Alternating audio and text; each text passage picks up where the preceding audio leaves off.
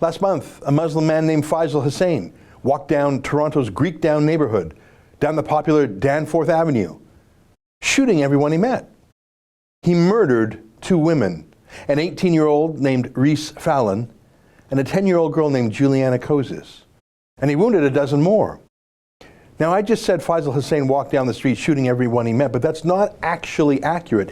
He ran into a man named Jasper Singh, who's a Sikh man, and Faisal Hussain, the murderer, told that Sikh man, who obviously has brown skin and could appear to be Muslim, I suppose, Faisal Hussain told him, and I quote, "Don't worry, I'm not going to shoot you." And he didn't shoot him, in fact. In fact, Hussain later said to him, "Get out of the way," to protect him from his mayhem. But this same Faisal Hussain stood on top of a woman and shot her 4 times. How does that make sense? Why would a mass shooter go out of his way to warn and even protect one random person and yet shoot another random person 4 times? Well, I don't think it's random. I'll give you my theory in a moment, and I'll give you more facts. And these are rock-solid facts. The images I just showed you are statements from police witnesses at the scene that day. The quotes I showed you were from a legal document called an information to obtain telewarrant to search. In other words, it's the facts that the police put to a judge on July 24th of this year, the day after the mass shooting, to get a search warrant for the murderer's house and belongings. So this was all the facts that the police had within the first 24 hours or so that were given to the judge. And as you can see right there on the document, at 10:10 p.m., the warrant was in fact issued by a judge. Now, information contained in a document like this, it's called an ITO in shorthand. It's not tested in court yet. It's in the form of allegations, witness statements, etc. So the facts here hasn't yet been challenged by the other side, even though there is no other side here, as the murderer apparently killed himself. Being a search warrant, it is done ex parte, which means only the police go to court. The information is kept confidential because the whole point of a search warrant is to move quickly, and if possible with the element of surprise, because you don't want people to move or hide or destroy things that you want searched. So obviously the killer's family knew this search was coming. It wasn't a surprise. They might have in fact moved or destroyed things, but let me show you this document called the information to obtain, because it's fascinating now that it's being made public. And the reason it's fascinating is not only because it tells us more details about that horrific shooting, but also because it proves that the official alibi served up both by the family and the media and the federal government were all lies. They were lying about the shooter, and they knew it. But they lied anyway to you.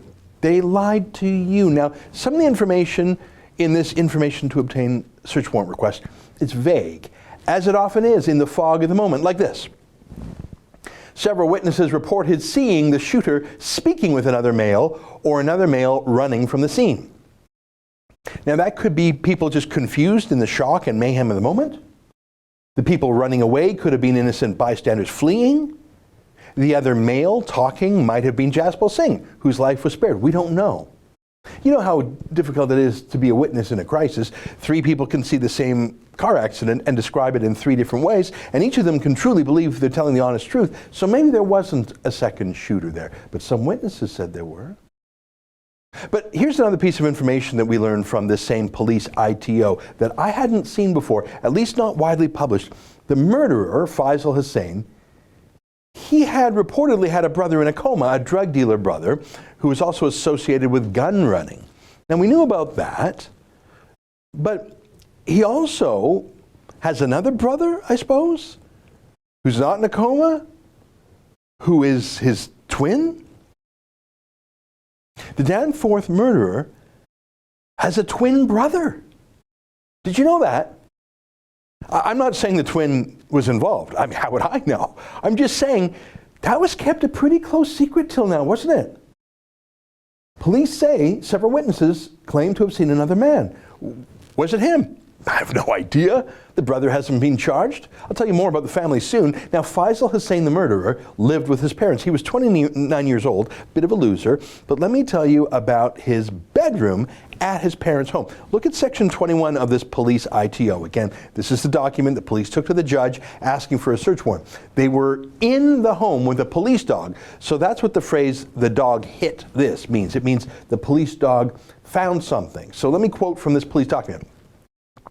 "The dog then hit on a sleigh bed that had 2 drawers under it. The dog indicated on the left drawer. When the drawer was opened, the following was located." And then you see it's all blacked out.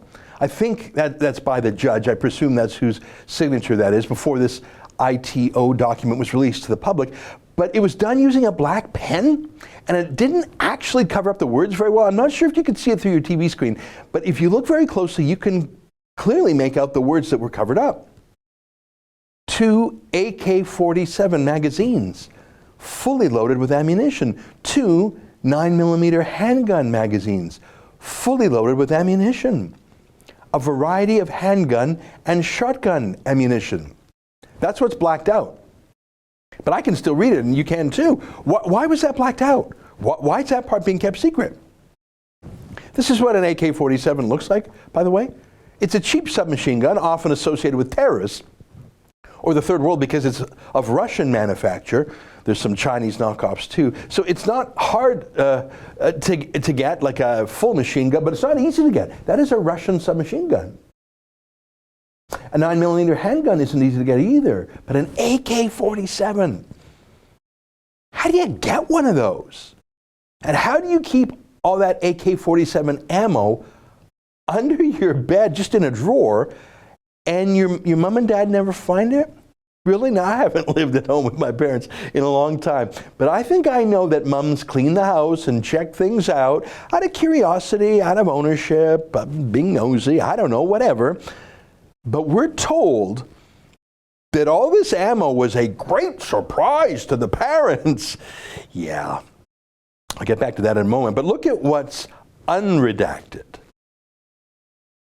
Right under there, a white powdery substance. What does that mean? Was it just sugar or flour? Or cocaine or some sort of poison? And look at that underneath it. An Islamic headdress. Huh. So that's what he kept in his chest of secrets. Guns, or at least ammo for guns, and an Islamic headdress, and that white powder. I guess those things sort of go together these days, don't they? Now, in section 28 of the ITO, police refer to a PIP check, a PIP check. That stands for a police information portal. It's basically a big police database. And they find that 8 years ago, Faisal Hussain had 3 reports with the Toronto police calling him an emotional disturbed person, 3 within 2 months. They also say he needed an ambulance for something, and that he drove with a suspended license, and that he was suspected of selling drugs. Okay, so this is interesting. It shows a criminal, not a nice little boy as the media portrayed him. He was disturbed, or at least they say he was 8 years ago. Who knows what that means? But look at this part. This is paragraph 30 of the ITO, section H. This is police interviewing his twin brother. He advised that in the past, Faisal has robbed a store with a gun, called the police to say he wanted to kill himself, and has been on antidepressants. Now, those are 3 very different things, aren't they? But robbing a store with a gun, that's not just selling some weed. That's armed robbery. That's the stuff that can put you away in prison for a decade. Let me read some more. Here's from the very next line. This is the twin brother talking about the murderer. He started attending the mosque with his father, but did not seem that interested in religion. Oh, so he was going to mosque. Next line. Faisal was into guns when he was younger, but has no idea how he would have obtained one. Yeah, no idea. Sure you don't. I hear twins never tell each other anything. And one more. About 4 years ago, he remembers Faisal visiting Pakistan with his father. Oh, really? You mean Pakistan, the terrorist supporting state where Osama bin Laden was found hiding out? Pakistan, the Muslim ethno-state with nuclear weapons where Omar Khadr trained? Yeah, that Pakistan where the terrorists like to use AK-47s. I'm sure it's nothing. Let's move down to the dad, who was also interviewed by cops. Section 32F of the police document says his dad, quote, took Faisal to Islamabad, Pakistan, about 2 to 3 years ago to visit family. Faisal was happy on the trip and did not want to return because people left him alone there. Oh, really? So he didn't really much like Canada, didn't want to come back to Canada, didn't like people here in Canada. He liked it better in Pakistan. Next paragraph, his dad forces Faisal to attend Dur Islam Mosque, as he does not go willingly. I wonder if that's true. In the next line, Faisal didn't smile much lately and only came out of his room to eat. Well, we know that's not true because he had a job. Maybe the dad means he only didn't come out of his room when he was at home. Here's my favorite line. Ready? Do you think this is true? The dad says he never saw any evidence of guns in the apartment and claims to have checked the room every few weeks. Yeah, really. That's an odd way of putting it, isn't it? For the dad especially. Here's a story from July that talks about Faisal Hussain and his family and guns. Ready? Danforth gunman's pal accused in drugs, gun seizure. A longtime friend of Danforth Avenue shooter Faisal Hussain was released on bail after being accused in the largest seizure of carfentanil in Canadian history, along with 33 firearms and ammunition in his Pickering rental property. Court transcripts state 33-year-old Maisum Ansari, who grew up in the same neighborhood as Fahad Hussain, the brother of Greektown gunman Faisal Hussain, was charged last September with possessing 53 kilograms of carfentanil, an analog of fentanyl, and 100 times stronger than the painkiller and notoriously deadly street narcotic. By the way, carfentanil is so toxic, it's not just a drug, it can be a terrorist weapon of mass destruction. It's like a kind of poison gas, a chemical weapon, and 53 kilograms is enough if it were, say, put into the ventilation system of a building or a stadium to kill everyone inside. But I'm sure that Dad knew nothing about the guns and the white powdery substance, and the brother too. They both of them had no idea, people. Swear to Allah it's true. Look what the mom said. I'm guessing the police used common sense and police tactics and interviewed the mom and the dad separately, so they couldn't compare notes. Paragraph 33 of the ITO says the mom was unaware of why she was at the police station. The situation was explained to her, and she was upset and did not know why he did the shooting. Really, let me read more. Section F. She advised that she has never seen Faisal with a gun. He has no friends and has never had a girlfriend. I believe that. Faisal stays in his room for hours, listening to music on his cell phone and goes for walks in the evening. But she does not know where he goes. Really? Never seen him with a gun, eh? Had no idea there were guns in his room, in her house. Even after the family friend was arrested with 33 guns. Never heard of it, eh? Brother says Faisal robbed a bank, but the mom hadn't heard of that. No, just never heard it. Nah. And you know, he goes for walks for hours, but she doesn't know where. Scout's honor. But look at paragraph 33, section I.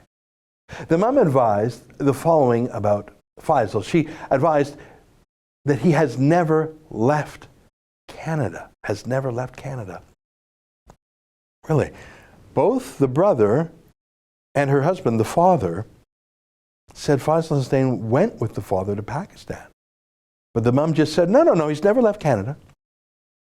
Did she really forget her own husband and her own son going to Pakistan just a couple of years ago? Did she really forget that? Or was she trying to be clever and realizing that something bad happened on that trip and best not to tell the police about it, not knowing what her other family members might say and hoping they wouldn't blab? Here's some more from section 33 of this ITO. No drugs. Yeah, I'll mention that again in a moment. Here's some more. Item 8. Faisal Hussain never talked about guns and never seen him angry. Never, eh? Not even during that huge arrest. Never seen him angry. You've been his mother for 29 years since he was an infant. Is it really true that you have never seen him angry? You're not, what's the word? You're not lying, are you? Now look at paragraph 34 of the ITO. It refers to a propaganda statement, a PR statement, a press statement issued by the family. As you can see, though, it wasn't signed. It was written in perfect English with a PR savvy, and every journalist in the media party ran with it as if it were the absolute gospel because it said what they all wanted to hear. As the police quoted it, our son had several mental health challenges, struggling with psychosis and depression his entire life, etc., etc. But that's not actually true, is it? He had 3 incidents in 2010 where the police said he was disturbed, but that's it for 8 years. And you heard the mom. She said he wasn't on any drugs. Now, who knows what she meant, but she said it. But of course, we learned that that statement was not actually written by the family, and it wasn't signed by the family. So I suppose it didn't pretend to be written by the family. It was all a lie added by the media party. It was written, in fact, by a Muslim political activist who knew he had a job to do to de-Islamify the shooting, to decriminalize the shooting. That was just that mental illness, as is the usual way to go when a Muslim terrorist attack happens. Oh, it wasn't Islam. It was mental illness, people. He was such a nice kid. Or as CTV actually put it at the time, people who knew him say he was unflinchingly polite, had a smile that could light up a room, and worked multiple jobs, including at a Loblaws grocery store, to help take care of his aging parents. They seriously wrote that about a mass murderer. But which was it? Was he depressed? Or did he light up a room with a smile? Let me speed up because I want to cover some more from this police ITO document. Look at section 35, and remember this is what the police showed the judge. Now this is where the police list what they seized and what they wanted permission from the judge to search. This is what the search warrant was for. Look at this. Now there's a lot of blackouts here that I can't read through the ink, but look at what I can read. All right, count with me. A Samsung S4 cell phone, a black cell phone with the words BLU on front and back, a black Galaxy S4 Samsung, I guess that's another one, a silver Samsung phone, a black BlackBerry phone. What's that? Is that 5 cell phones were up already? Do you have 5 cell phones on your Loblaws salary? Active right there in your room. Do you have even 2 cell phones? Who has even 2 cell phones? I mean, a criminal maybe, a drug dealer maybe, someone trying to hide their tracks, someone trying to evade being traced. 5 cell phones? And look at paragraph 36, there's more stuff. Black IBM ThinkPad, white iPad, silver iPad, black IBM ThinkPad laptop. Just how many computers and smartphones can one person use? I think that's 9 of them? 9 smartphones and computers for someone who works at Loblaws making what, $15 an hour? You got 9 smartphones and laptops. Oh, and AK-47 ammo, and a trip to Pakistan that the mom denies, and a Muslim headdress. What does that mean, by the way? Is it just a keffiyeh, or did it have ISIS imagery on it? Well, we don't know.